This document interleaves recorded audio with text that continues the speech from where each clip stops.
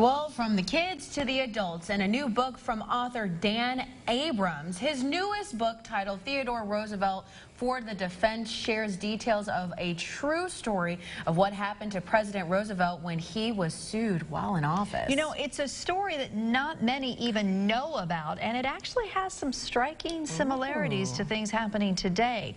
I spoke with Dan about the case, the book, and what any history buff will love. This is a case where Theodore Roosevelt, the former president of the United States at the time, was sued and testified for 8 days in his defense. Franklin Roosevelt testified in his case on his behalf. 6-week trial in Syracuse, New York. Can you imagine the former president of the United States having to move away from his home to live where there is a trial where he is being sued for libel? Basically what had happened is he had accused a political party boss of being corrupt, a guy named William Barnes. And Barnes sued him and said, you know, I want $50,000. And the case didn't settle. The case didn't get dismissed. The case went to trial. And as you can imagine, this isn't just a former president on the stand. This is an iconic former president, Theodore Roosevelt, who was known for being outspoken and being cross-examined in this case by an attorney who did not like him, either personally or politically. And it just makes for an amazing story that somehow has become a footnote to history. So when people pick up this book, Dan, I want to know what are some of the basic facts of a case like this, and how does it compare to maybe today's, you know, world? Yeah. So the law is a little different now than it was then. It was easier for a public figure, and Barnes was the guy who sued, was the head of the Republican Party. He was well known, major political figure. It was easier for someone like that to sue than it would be today.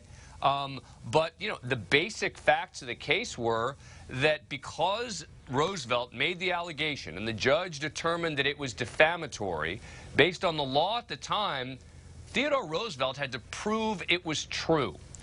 And so his team had to demonstrate that this guy was corrupt. But as part of it, and what made the trial so fascinating, is that the plaintiff tried to turn the tables on Roosevelt and say, you call that corrupt? You know what?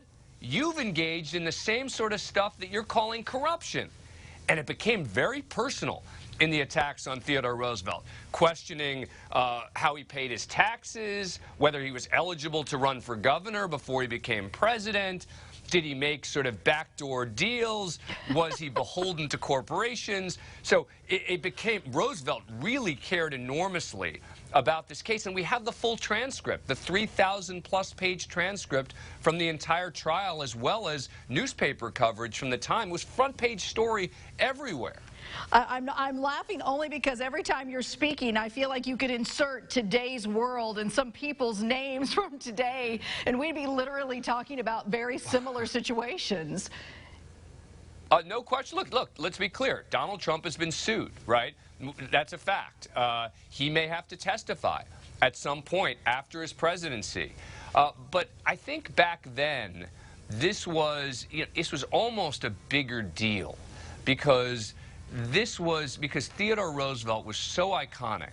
He took his integrity so seriously, and that's what they were attacking in the context of this case. And in the end, he ended up defending his legacy. You know, some of the stuff that Donald Trump is facing is more stuff from before he was president. This is Theodore Roosevelt defending how he was president, what he did while he was president, the donations he accepted when he was running for president. So I think that the stakes were even higher in this case, and Roosevelt knew it. Roosevelt took this case incredibly seriously and cared enormously about the outcome. In fact, at times, he didn't even go home for the weekends because he was concerned about legal rulings against him. He wanted to stay in Syracuse, New York, work with his attorneys to try to figure out how to deal with it.